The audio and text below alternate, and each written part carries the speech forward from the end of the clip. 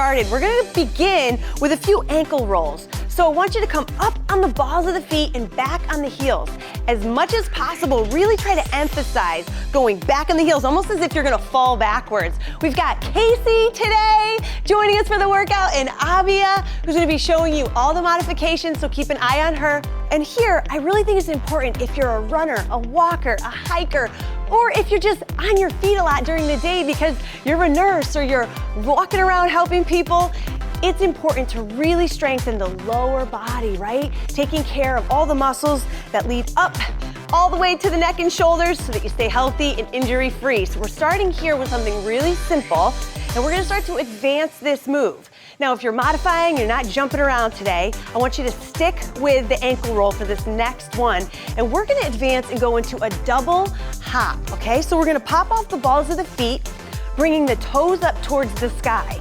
Now, when you're doing this, you're not pogo hopping. You're not trying to point the toes. You're trying to pull them up towards the sky so that you really start working the shins as well. And you're working those calves, those deep calf muscles. And coming off that ankle roll, you're already ready. You're burning up those muscles and you're still feeling it, right? On those ankle rolls? Good. So really coming up high with the balls of the feet. Good. Breathe it out. Really warming up that lower body, lower legs. You can see that we are prepared today. We've got our amazing Hoka One shoes on, right? Breathe. Good, a couple more seconds. I know it burns. Yep, sure does. And relax. Okay, shake that out. Now, we're gonna go into a double hop, but moving forward and back. So now we're working on some of that agility and working all the lower muscles here in the lower shank of the leg. We're gonna go forward and back to start. If you're doing a modification and you're not jumping, you're quick feet, a quick step here, okay? Casey and I, we're gonna hop like we were doing on and off our mat. Imagine you had kind of a line that you're going over and back. Now this is what we do with our athletes. When we're training them to be faster, to stay injury-free, to have a strong, stable foundation, we gotta do all these agility moves to strengthen all those small muscle groups that support us. Good, so back and forth. Keep pulling the toes up towards the sky. You got a nice slight bend in the knees. Can you go faster, Casey? I mean, yes. There we go. Yeah, girl, good. Couple more seconds, breathe it out. 3, 2, 1, and shake it out. Good, march it out. Now, single-legged stuff is hard. So Abia is gonna show you going up on the toe, back on the heel, one-legged, right? So as little pressure as you can put on that other foot, the better. We are gonna do a single-legged hop, all right? So, yeah, good. And if you can balance on one leg the whole time without putting the other foot down, it's hard, it's hard, it's hard. Good, we're here. Now we're gonna go lateral, little lateral, back and forth. Oh my gosh, my calf is on fire. Yeah. Good, then forward and back. Forward and back, we're gonna switch legs here in just a second. Keep going, you're almost there. Try to stay light on the ball of the foot. I know it's not easy, and switch. So right here, it's just a stationary hop. All right, single leg. Whew, my heart rate is already up to like, I don't even know, right? We're not even doing sprints yet. This is just the warm up, but this is really important for you if you're on your feet and you're an athlete and you're running. Whew, now we're gonna go side to side, little lateral. Now you're just training those muscles. You know, runners don't do enough lateral work, right? Because they're always in that space of go forward, get to the end line. Now we're going forward and back. Good, Casey. Good, Abia. Almost there. 3, 2, 1. Oh, all right, enough of jumping around, but hopefully you feel all the muscles really working and fired up. Ooh. Now this is important, opening up the hip flexors and the glutes. So we're gonna go into a reverse lunge. You can take a step back, not go deep, and come forward, grab the knee, give yourself a little squeeze, stretch the glutes. Keep it on that same side, right? Step back, get a good stretch, come forward, grab the knee. And if your balance is off, that's okay, mine is too. It's always that way. You're just trying to really open up the front of the body and then the back of the body. So you're going back and forth. If you want to go deeper, you can really get that bigger stretch. Look at Casey's flexibility. So she is incredible. Breathe it out, going down. Good. Bring it up, nice. Keep those abs nice and tight. Down, up, let's switch sides. Good, so stepping it back. Remember, you don't have to go low here. You just want to feel a good stretch through that front hip flexor. You can even add a reach if you want to. Good, back and forth. Now runners, you gotta get those hip flexors opened up, right? So this is a great mobility exercise that isn't really supposed to be killing you on the strength side, so that's why you don't have to go low. But if you go lower, you'll get a deeper stretch, right? Depends on what you need. For sure. Couple more. Last one. Oh, I love it. Amazing. All right, let's take a quick sip before we get started. Now, you guys are in for a treat. Today is gonna be fun. I can't wait. I'm ready for it. Beautiful. Now, the strength and stretching moves that you're doing here are to keep you injury-free, right? And to keep you strong so that you guys don't overuse different muscles that compensate for other ones being weak. So this move is a single-legged touch. So we're gonna be standing on one leg and we're gonna bend this knee and hip, reaching towards the floor, okay? If you can get all the way there, amazing. Come all the way up. You can balance, you can touch to keep your balance, or you can come down. When you come up, you're not gonna touch, right? You're gonna bring that knee up. You can also decide to add a little skip, right? So if you can do a little single-legged skip on that leg, you're really working on stability and strength as you go down, and then a little explosiveness as you come up, right? So this can be modified, and it also can be very advanced depending on your level. Good, let's switch up sides. Boom, love it. So one side's always stronger for me than the other. I'm always way more balanced and stable on my left. What about you guys? I don't know, they both feel a little shaky. Yeah, definitely the right leg is a lot harder for me. I can feel it. Oh, good, I love it. Good, nice and slow on the way down. Bend the knee and hip, stabilize. Good, and then try to be explosive on that way up as much as possible. Breathing it out. Oh, whoa, this is my difficult side, but that's why it's so important to work these sides individually, right? And relax. So that unilateral work is gonna make you such a stronger runner and such a better athlete, okay? Now, coming down onto your butt, we're gonna do a figure 4 stretch with a bridge. So first, I want you to start here. You're in a figure 4 with your legs stretching your hip. If you can do a bent knee, you're gonna feel that stretch even more. Now, stay here or lift your hips into a bridge and come back down. So we're gonna add a little bit of an extension, good. Working the glutes, press through your heel on the floor and squeeze that glute muscle as you lift up. Really think about opening up your knee, right? So this knee stays open as much as possible. You're getting that stretch. Breathe. Nice, Casey, you look beautiful. How's that stretch feel? Good. Isn't it nice? Yeah, still feel it.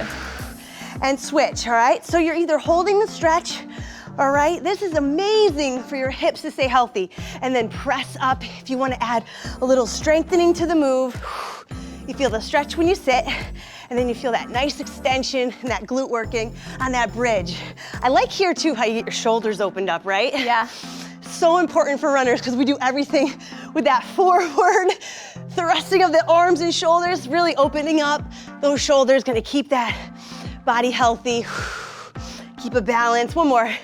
Lift, squeeze, and relax. Okay, now, core, very important. So starting with your legs straight, you can do this one. It's the runner's crunch, but here's the modified version, all right? If you can't go all the way to the floor to do the crunch and come up, I want you to stay here. I want you to do the crunch and then sit up tall. So crunch, sit up tall. Here we go. If you can, roll it all the way back, roll it up, crunch, and then slowly peel the back down. Come up, crunch, slowly peel down. So you're getting each vertebrae to hit the floor so you really feel that deep abdominal wall pulling in. Go at your own pace. The slower you go on the way down, the harder it's gonna be, the more you can really control it and keep those abs engaged. Nice, Casey. Oh yeah, slow-mo, baby. I love it. Good job, you guys. Or you're up here.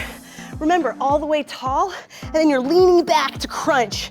All the way up tall, leaning back to crunch. Remember, either one, you're really engaging that whole abdominal wall, training the core to stay strong. Good. That's it. A couple more. Nice, Avia, you look great. Let's go, one more. Beautiful. Bring it up and relax. You guys look amazing. So, we're gonna flip it into a plank position, working the shoulders. Now, I know that you're thinking, oh man, we're runners, Anna, we don't need to work our shoulders. That is not correct. You need that whole body to be functioning and operating at its optimal level. So here, you can either start on your knees, right? And I want you to lift the arm open, bring it back down to the floor. Lift the arm open, bring it back. Or you can go all the way from the toes, and you're gonna open, rotate, and then bring it back.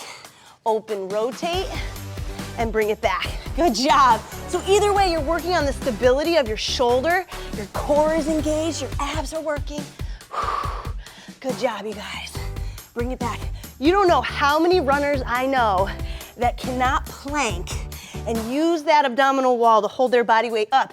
So this is so important because when you're running, even though you're not horizontal to the floor and you're vertical to the ground, if you are strong enough to really hold that body in that horizontal plane, you guys are gonna be so much stronger, faster, and gonna be less prone to injury. Beautiful. Last one. Open it up. Love it. All right, now we're gonna finish with my favorite, the down dog walk. So you're on your hands and knees, you're gonna tuck your toes, you're gonna lift your hips up towards the sky, really pressing the hips up towards the sky, lengthening out the arms, and you're just gonna pedal the feet, right? So one heel drops to the floor as the other knee bends, and I really want you to sink into it. Take it slow, Abby. I want you to really enjoy each of those calves reaching towards the floor. Really feel that extension through the hip, through the glute, through the calf, through the hamstring. Feel that? Let your head drop in between those arms. I know this is good strengthening for the shoulders as well. You need your arm power when you're running. When you're doing those hills and you need some strength from that upper body to get you up that hill or that hike, or you're a speed walker, man, I'm telling you, that upper body strength is gonna make you faster. Good, last one. Stretching it out and relax. My friends, amazing job. Now, let's come up to our feet. And we're gonna keep it going with the upper body mobility. It's so important to be strong here. So you've got your feet about hip width apart. Your hands are gonna be here as if you are going to kick the field goal between my arms, right? Elbows at 90, and you're just gonna drop the palms so you can see the hands, and then open the palms, right? So drop and open. You're just trying to rotate at a 90-degree bend at the shoulders. If you wanna challenge yourself, go without both feet supporting you, right? Work on the lower body again, work on the core even more here. And if you wanted resistance, you can add 3 to 5 pounds in those hands. And I'm telling you, like, it will be hard to do 5 of these. For sure. Right? So keep here, get the form nailed down, be able to do it with your balance and working on that core stability and your balance and your lower legs working, and then add resistance. And you can see how much more, strong and stable you'll be in that upper body. Now, let's go into what I love, the external rotations with the towel. You're gonna love this one. So right here, with your palms facing up, I want you to grab the ends of the towel. It could be a hand towel size. And we're gonna be a resistance as we open, and then alternating sides. So I want you to keep your elbows in really tight. So as you pull your elbow open, you're resisting with the other arm. So it's a tug of war with yourself. Yeah? It's a little silly looking, but I am telling you, your shoulders should be burning here. And you're working all the external rotators of your shoulder. So when you've got that arm speed and you're driving that elbow back, you need these shoulders to be super stable, super strong. And these are getting all those small muscle groups really, really warm and strong. Yeah, they're warm. Ooh, yeah, they're warm. Oh my gosh, I'm like burning here. I can't even tell you. A couple more seconds. Doing amazing. Keep it going. You should be at the point where you're like, I can't do it anymore. So if you're going easy on your resistance, you could just be la-da-da-da-da, back and forth, but really give yourself resistance here. And relax, shake it out. We're coming back onto the floor for one of my favorite spider crunch move. So again, now we're working on the core, the upper body, all right?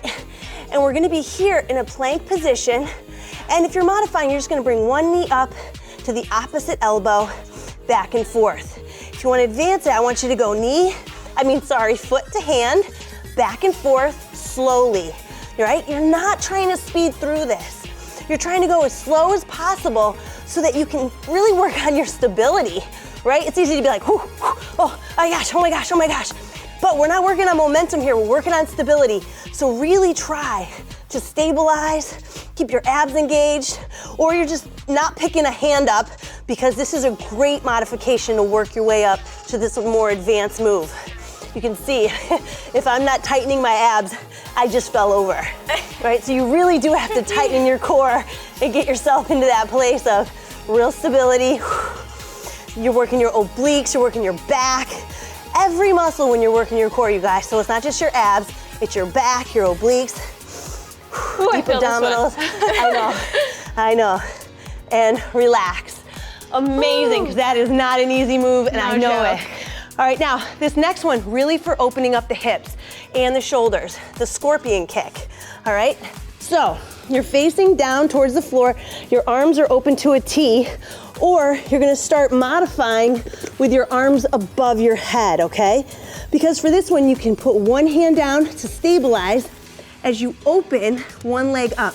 So you're bringing that foot up towards the opposite side of the body, you're opening up that hip flexor, right? Then you're coming back down and switching sides. So I'm modifying right now, Casey's not. Me and Abby are showing the modification, reaching up, open that hip flexor, good, and back down, okay? Or you've got your hands open, so you're really getting a huge stretch through your chest and through the hip flexors, good, and your back. Just go slow, back and forth. Don't try to exert too much force here. You don't want to try to force yourself to go further. You want to just feel that stretch and let yourself kind of stop where your body stops you. Good, nice. Casey can almost get her foot up to her hand, and that's the goal, is to get that foot up towards the opposite hand. I can't even do it, but if you do this more, you can get closer and closer, especially if you're more flexible. But this is an amazing move to do the opposite of what running, hiking, walking all does, and that's tighten the hip flexors, right? Good, back and forth, one more. Let's go each side, open it up. Beautiful. Good, last one. And bring it back to the middle and relax, awesome job. All right, last move, you guys, come on up to your feet. Now, remember, I said we don't do enough lateral work as runners, right? So here I wanna work into the lateral lunge, stepping out into a nice wide stance. You're gonna sit back into the hips, getting a deep stretch through that inner groin, working on the glute here and quad. You're gonna power back to the middle and switch sides. So big step, sit back into the heel of that foot, really getting that stretch. I don't want you to rush through this one. I want you to really feel the stretch. I want you to allow yourself to deeply sit into that, as low as you feel comfortable, of course, you know. I know that you might have sensitive knees, right? So don't go too low, but the hips shifting back is gonna immediately open up that groin, and that's really what you wanna stretch as a runner, because honestly, avoiding those groin injuries, those hamstring pulls, is exactly what you want to avoid. Good, coming back, sit it back, nice job, extend, beautiful. Woo, that was powerful off that last one. Sitting it back, how you guys like this one, good? So good. Feels good? Yeah. Awesome. All right, my friends, if you did all those mobility moves, your body is feeling so opened up and so ready for that next run. Now, the cool down, I want you to practice this over and over again. It's gonna keep you feeling even healthier so that you recover faster after a workout. So the first one is gonna be a crossover hamstring stretch, okay? Now this is amazing because here you bend that front knee, you extend the back leg nice and long and drop all the way down, letting your head even drop, letting your nose sink towards your thigh, letting your head, your ponytail try to glide against the mat like Casey's, right? got long hair and flexibility.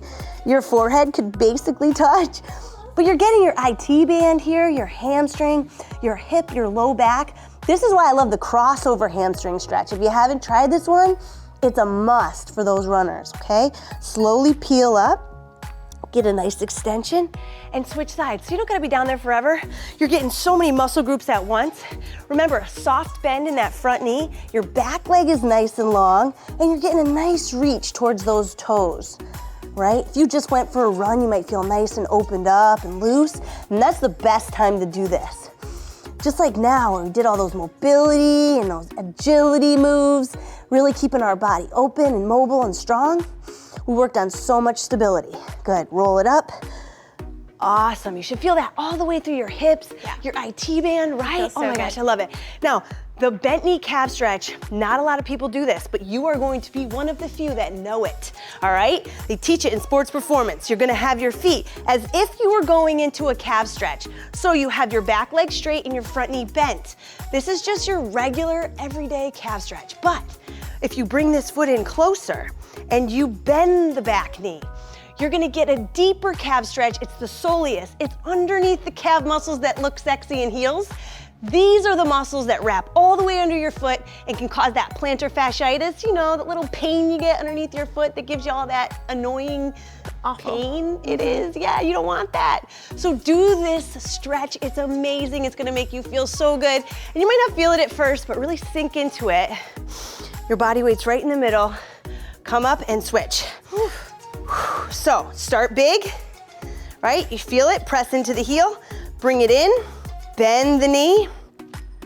You don't have to go far, all right? And if you're really tight, you'll really feel it. If you're not that tight, you won't feel it that much, but it doesn't mean it's not helping you. Just because you don't feel a stretch and it doesn't give you pain, it's not like, oh, I can't touch my toes. Just because it doesn't feel like too much tension doesn't mean it's not helping you and improving your mobility. So hold it for 30 seconds, enjoy it, give your body that extension. You're gonna be so much healthier with those feet and ankles.